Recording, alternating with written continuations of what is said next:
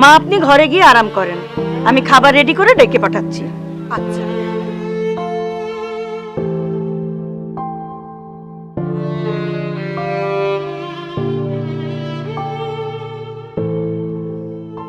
এটা কি হলো ছোট?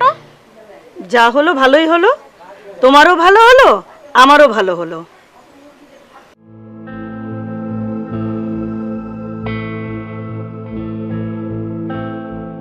চিন্তা করিস না বাপ, হাট বাজারের দিকে যা, ঘুরে আয়, মনটা ভালো হবে।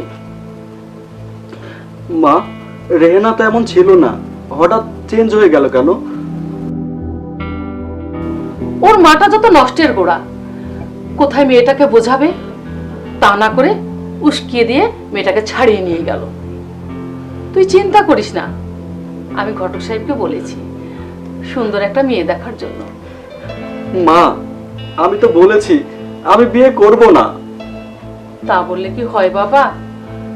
যা হবার হয়ে গেছে, ওকে তুই ভুলে যা। যে তোর কথা ভাবলো না, তাকে মনে করে কেন তুই কষ্ট পাবি? আমাকে ব্যাগটা দাও মা, আমি বাজার করে আনি।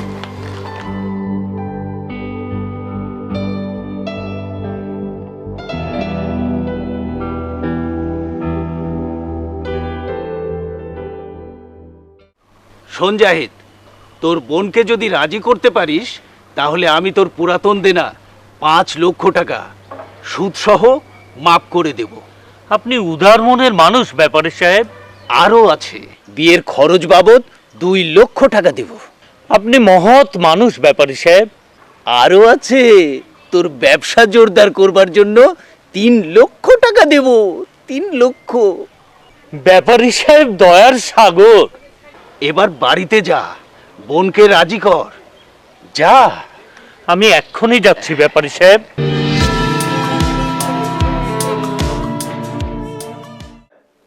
এমনিতেই তোমার হাতের অবস্থা ভালো না, এর উপরে তোমার বোন উড়ে এসে জুড়ে বসলো।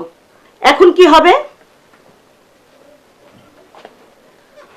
অত চিন্তা করো না, মাজেদ ব্যাপারী রেহানাকে বিয়ে করার জন্য পাগল। বিয়েটা দিতে পারলে সুদসহ সব টাকা মাফ করে দেবে, আবার কিছু টাকা ধরিয়েও দেবে। ওই বুদ্ধা বেটার সাথে রেহেনা বিয়েতে রাজি হবে?